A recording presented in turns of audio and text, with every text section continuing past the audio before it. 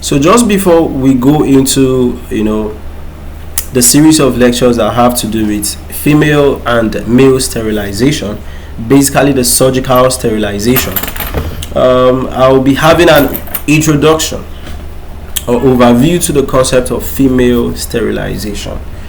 All right.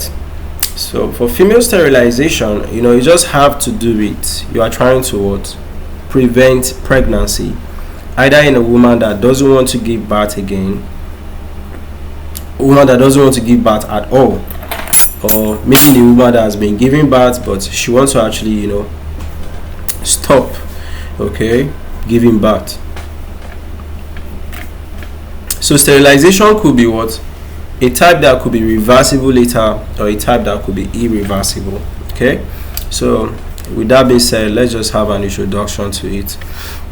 So sterilization, just like when I said reversible or irreversible, this is the irreversible method of contraception. Okay, so it involves blocking or removing the fallopian tubes. Okay, now fallopian tubes kind of is like the bridge that connects the uterus and the ovaries. So if you are removing this bridge, you are basically creating a gap between the ovaries and the uterus. So the egg cannot be able to travel through the fallopian tubes to meet the sperm. Same way, the sperm cannot be able to travel from here down to the fallopian tube. All right. So you are creating you are removing the bridge. Okay. So it is actually one of the widely used forms of birth controls globally, especially among women who are certain that they don't want more children at all. Okay. So what is female sterilization? The purpose is basically just to prevent eggs moving from the ovaries to the uterus. We're also trying to prevent the sperm from moving from the uterus to the fallopian tubes to meet the eggs. Okay. So the permanent methods are usually very, very effective, because if I'm creating a very big gap between the ovaries and the uterus, there's just no how the sperm and the egg could get to meet each other.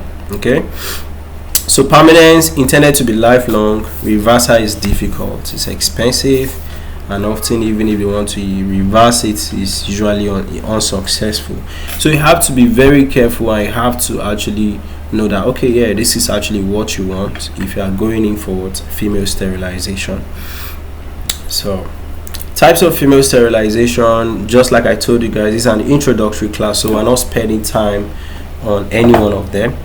So I'll just be listing the methods. You could actually pause and look at the descriptions. So I have the tubal ligation, we have the salpingectomy, I have the clip or band methods, we have the hysteroscopic methods, where they are trying to remove the uterus and all those type. So how is it performed? They usually do all the surgical incisions through the stomach. Could be down that cesarean section. Mini laparotomy. So they usually use anesthesia just to ease off the pain. Recovery. So most women return to normal activities within few days. So benefits is permanent. So you don't need to be checking it like the temporary contraceptions. So it doesn't affect the menstrual cycle. No sexual dysfunction. It's safe for all women. So that's it for the introduction. All right, we'll keep talking about the different types henceforth.